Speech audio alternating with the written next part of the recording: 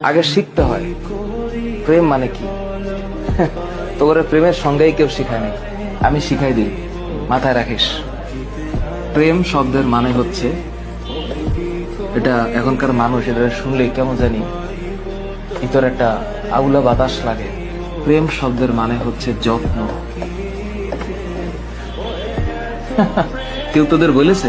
আজকে আমি বলে দিলাম, যার যত প্রেম তার যত্ন তত বেশি।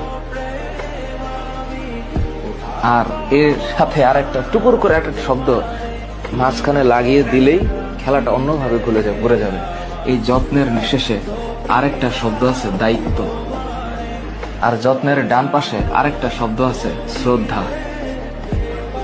হ্যাঁ, আর যত্নের উপরের দিকে আরেকটা শব্দ আছে, এটার নাম হচ্ছে আরেকটা জিনিস। এটা মানে এটা এই সত্যতা, এটার নাম হচ্ছে প্রেম। তোদের ভিতরে যদি এই জিনিস থাকে তাহলে প্রেম হবে, তা না হইলে অং আর ভং হবে। Always remember.